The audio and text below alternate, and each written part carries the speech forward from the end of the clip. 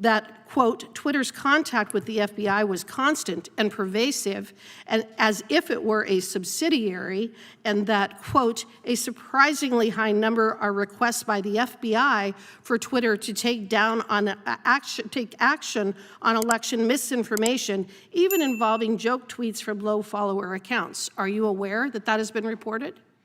I am aware of some of what the committee has found in its report, but I will add that I'm not sure I agree with the findings. But that's what we found. Director Way, you and I both know that the federal government is forbidden from doing indirectly what it cannot do directly. In other words, neither you nor the FBI have any legal authority to circumvent the First Amendment by using a surrogate to do your dirty work. Yet that is exactly what you have been doing. The Bureau, under your watch, has been using proxies to violate the First Amendment. Were you the person who gave the orders to use these social media companies to violate violate Americans' First Amendment rights? What you just watched is exactly why congressional oversight still matters. Representative Harriet Hageman did not just ask questions. Harriet Hageman directly challenged FBI Director Christopher Wray over a very serious issue: whether the federal government has been involved in pressuring social media companies to censor Americans and limit free speech. This was not political drama. This was about power, accountability, and whether the First Amendment has been quietly undermined behind the scenes, especially during election seasons. Here on Congress Lens, we break down moments like this with honesty and clarity. And in this exchange, Harriet Hageman showed preparation, courage, and a refusal to back down.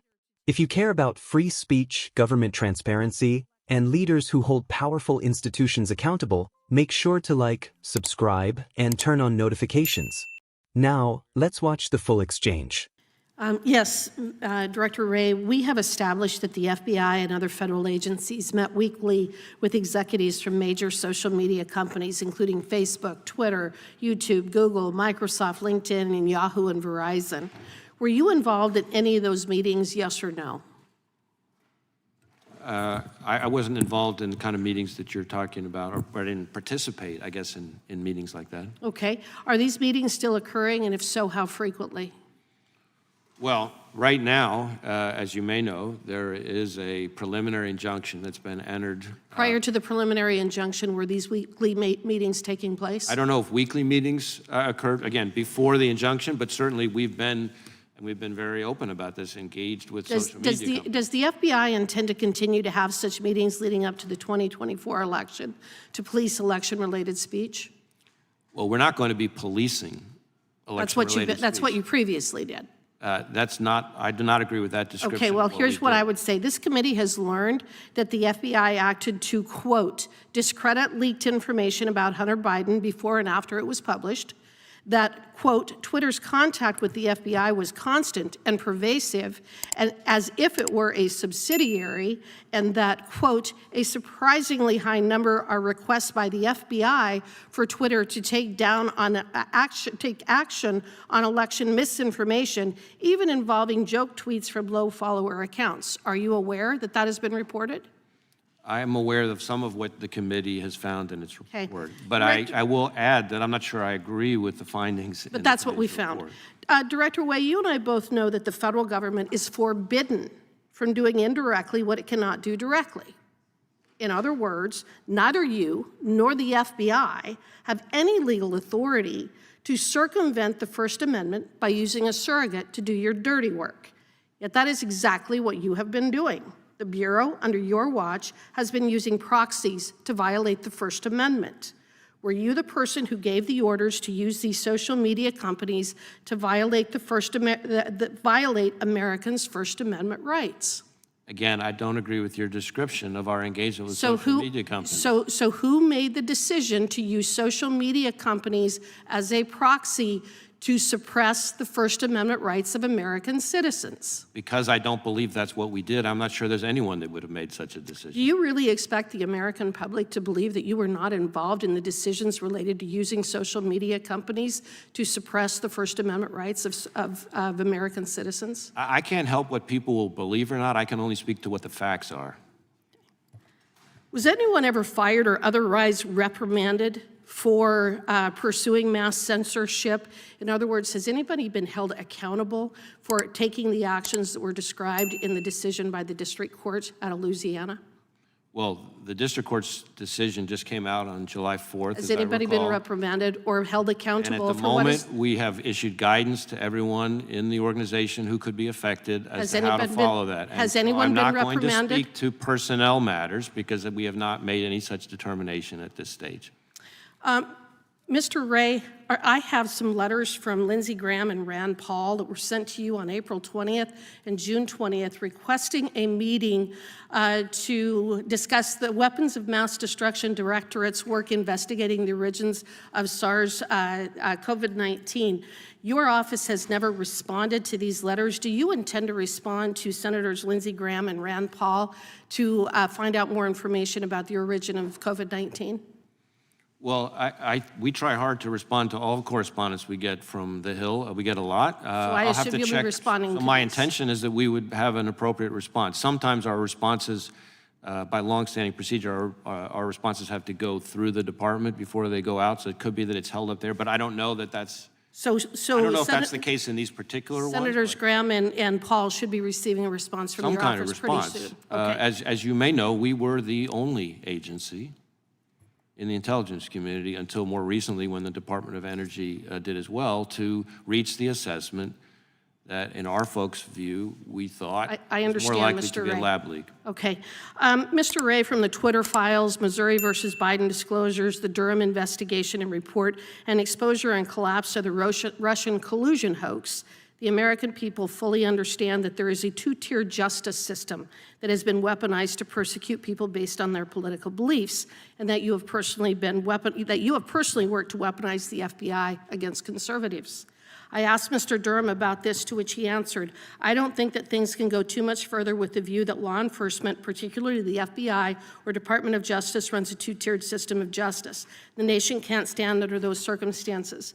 Director Ray, what are you prepared to do to reform federal law enforcement in a manner which earns back the trust of the American people?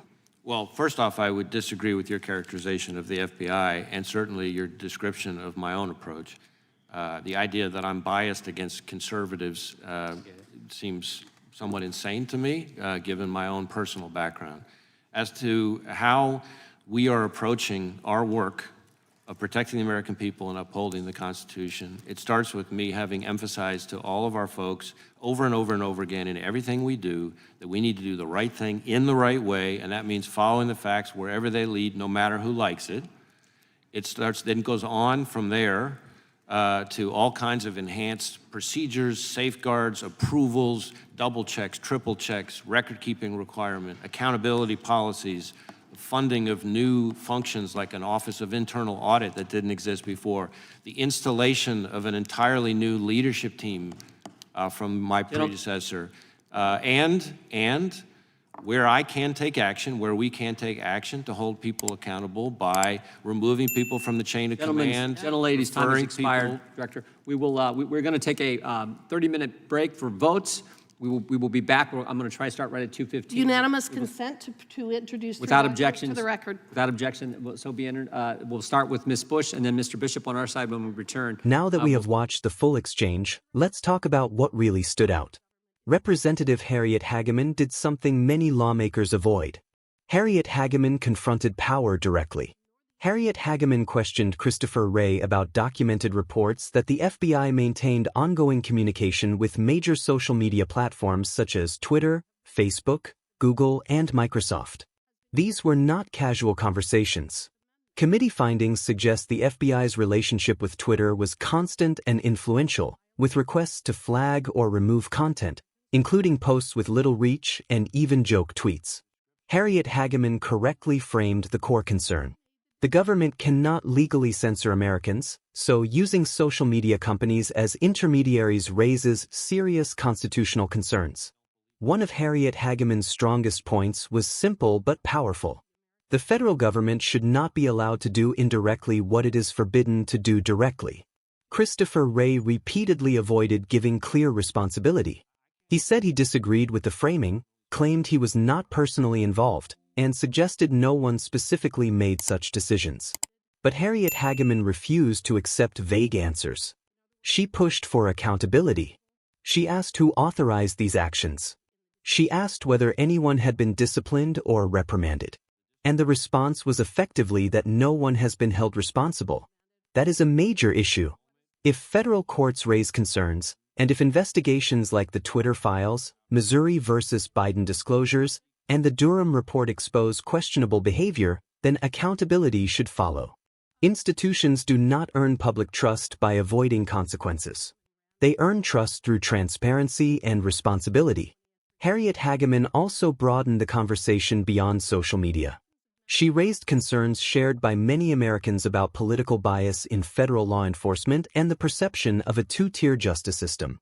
Christopher Wray rejected claims of bias, but public trust is not restored through denial alone. It requires reform, openness, and a willingness to admit when mistakes have been made. What stood out most in this exchange is Harriet Hageman's approach. Harriet Hageman did not soften her questions. Harriet Hageman did not back down under pressure. Harriet Hageman did not treat this as a performance. This was about defending constitutional limits on government power. Whether people agree with Harriet Hageman politically or not, this hearing showed something important. Some lawmakers are still willing to challenge powerful institutions instead of protecting them. And that matters.